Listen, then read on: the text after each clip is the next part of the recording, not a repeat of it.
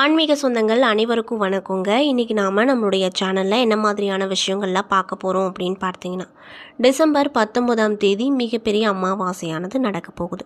இந்த அமாவாசைக்கு பிறகு கிரகங்களுடைய மாற்றத்தால் கன்னிராசி அன்பனர்களுக்கு சில பல முக்கியமான விஷயங்கள்லாம் நடக்க போகுது அப்படின்னு சொல்கிறாங்க.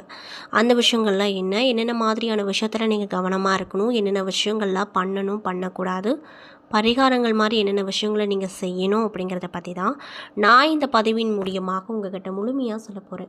இந்த பதிவில் சொல்லக்கூடிய எல்லா விஷயங்களும் கண்டிப்பாக உங்களுக்கு ரொம்பவே பயன் தரக்கூடிய விஷயமாக தான் இருக்க போகுது. ஸோ வீடியோவை ஸ்கிப் பண்ணாமல் தொடர்ச்சியாக பாருங்கள். மேலும் உங்கள் ராசி அதிபதி அப்படின்னு சொல்லக்கூடிய புத பகவானை உங்களுக்கு ரொம்ப பிடிக்கும்னா அந்த வீடியோக்கு ஒரு லைக் பண்ணிவிட்டு, உங்களுடைய ஆள் மனதில் நிறைவேறாத விஷயம்னு சொல்லிட்டு நிறையவே இருக்கும், அதில் ஏதோ ஒரு விஷயம் நடக்கணும்னு சொல்லி மனதார வேண்டிட்டு நம்மளுடைய கமெண்ட் பாக்ஸில் புத பகவானுக்கு போற்றி அப்படின்னு சொல்லி மறக்காமல் பதிவிடுங்க. இந்த தருணத்தில் நீங்கள் அவரை நினச்சி இப்படி ஒரு விஷயம் பண்ணும்போது கண்டிப்பாக நீங்கள் என்ன விஷயம்லாம் நடக்கணும்னு சொல்லி நினைக்கிறீங்களோ அந்த விஷயங்கள் அனைத்தையுமே நிச்சயமாக அவர் நடத்தி கொடுப்பாரு. ஸோ நம்பிக்கையோடு இந்த ஒரு விஷயத்த பண்ணி பாருங்கள். மேலும் நீங்கள் இப்போ தான் நம்மளுடைய முருகன் ஆஸ்ட்ரோ சேனலை பார்க்குற மாதிரி இருந்தால் மறக்காமல் சப்ஸ்கிரைப் பண்ணிவிட்டு கீழே இருக்கும் பெல்லைக்கானையும் மறக்காமல் கிளிக் பண்ணிவிட்டு பாருங்கள். அப்போ தான் நம்ம சேனலில் போடுற எல்லா வீடியோவுமே நோட்டிஃபிகேஷனாக உங்கள் கிட்ட உடனுக்குடனே வரும். ஸோ இப்போ வாங்க நம்ம வீடியோக்குள்ளே போய் தெளிவாக பார்த்து தெரிஞ்சுக்கலாம். முதல்ல கன்னிராசி அன்பர்களுடைய பொது நலன்களை பார்க்கலாம்.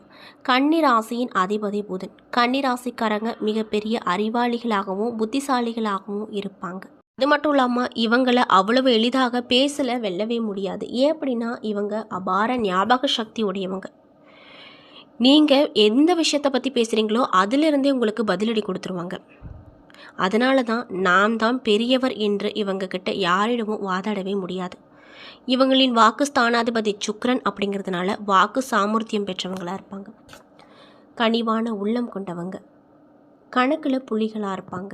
மட்டும் இல்லாமல் கணிதம், கம்ப்யூட்டர், ஆடிட்டிங் போன்ற துறைகளில் இறங்கி கலக்கி எடுப்பாங்க. இன்றைக்கு உலகிலேயே ஆட்சி செய்யும் கம்ப்யூட்டர் சாஃப்ட்வேர் துறையில் புகழ்பெற்று விளங்கக்கூடியவர்கள் அனைவரிலுமே புதனின் ஆதிக்கத்தில் இருக்கக்கூடிய நபர்களாக தான் இருப்பாங்க. அது மட்டும் இல்லாமல் இந்த துறையில் சாதனை புரிபவர்கள் பலரும் கன்னியில் புதன் அல்லது சந்திரன் இறக்க பிறந்தவர்களாகத்தான் இருப்பாங்க. கன்னிராசிக்காரர்களின் மனம் தெளிந்த நீரோடை போல இருக்கும். கன்னிராசிக்காரங்களுக்கு மனபலம் அதிகமாக இருக்கும். எந்த சூழ்நிலையிலும் நிலை குலைந்து போய்விட மாட்டாங்க. அறிவாயுதம் ஏந்தி எதிலுமே வெற்றி பெறக்கூடிய நபர்களாகத்தான் இவங்க எப்பொழுதுமே இருப்பாங்க. இன்சொல் மிக்கவங்க, பெண்களின் பாதுகாப்புக்கு மிக முக்கியத்துவம் தரக்கூடிய நபர்களாக இருப்பதால் இவங்க கிட்ட பெண்கள் இயல்பாகவே நட்பு அதிகமாக கொண்டிருப்பாங்க.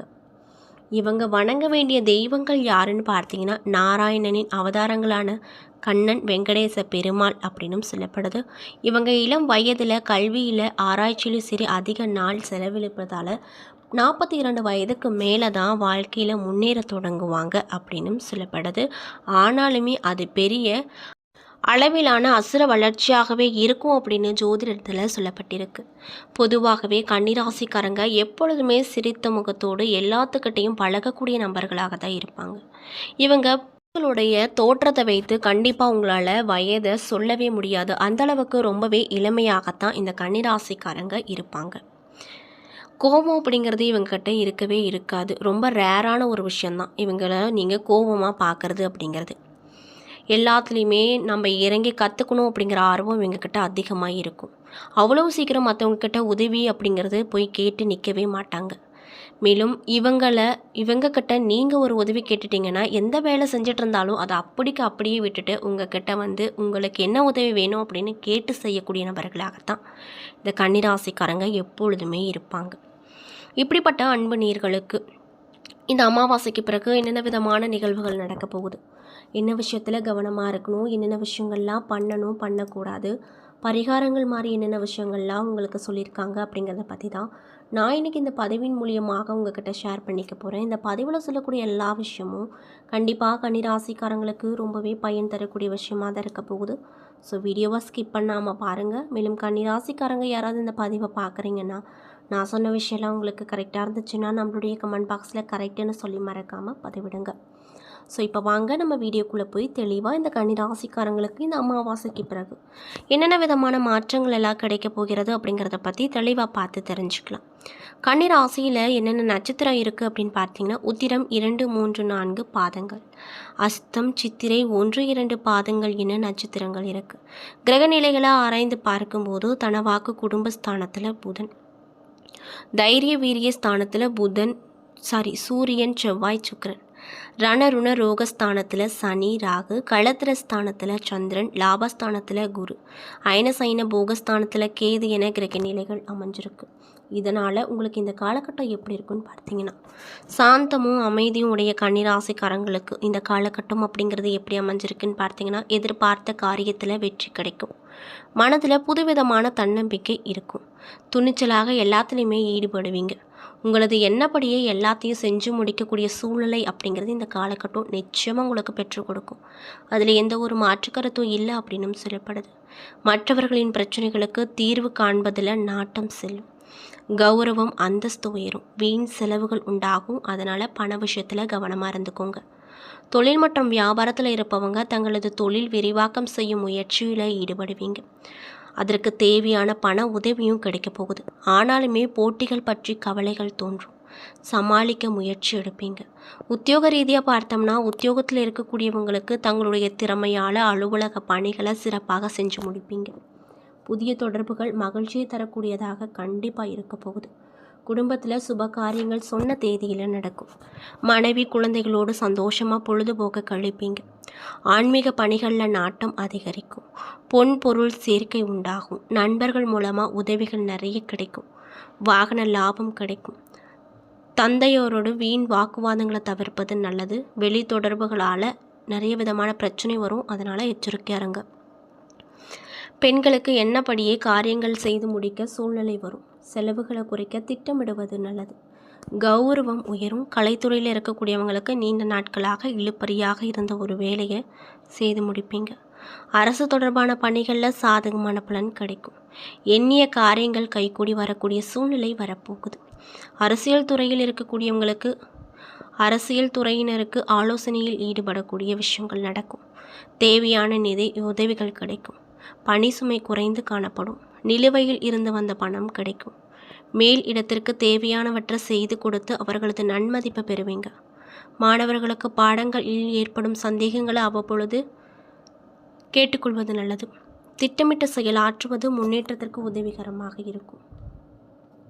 மேலும் உத்திரம் 2, 3, 4 பாத நட்சத்திர நண்பர்களுக்கு இந்த காலகட்டம் எப்படி இருக்க போகுதுன்னு பார்த்தீங்கன்னா, அன்பும் பாசமும் அதிகரிக்கும். கருத்துக்களை பரிமாறும் முன் பொறுமை மற்றும் நிதானம் அவசியங்க. திருமணமாகாமல் அதற்குண்டான முயற்சிகளை ஈடுபட்டிருக்கக்கூடியவங்களுக்கு திருமணம் இனிதே நல்லபடியாக நடக்கும். அது மட்டும் இல்லாமல் புதிதாக வீடு மனை வாங்க வேண்டும் அப்படின்னு யோசனை செய்தவர்களின் எண்ணம் அப்படிங்கிறது இந்த காலகட்டத்தில் நிறைவேறும். அஸ்தம் நட்சத்திர நண்பர்களுக்கு இந்த காலகட்டம் எப்படி இருக்க போகுதுன்னு பார்த்தீங்கன்னா, மிகவும் விரும்பிய நண்பர்களை விட்டு பிரிய வேண்டிய நிலை வரக்கூடும். உங்களின் பொருட்களை மிக கவனமாக பார்த்துக்கோங்க. தூக்கம் இல்லாமல் தவிக்கும் நிலை உள்ளவர்களுக்கு யோகா போன்ற பயிற்சிகளை செய்வது நன்மையை கொடுக்குங்க.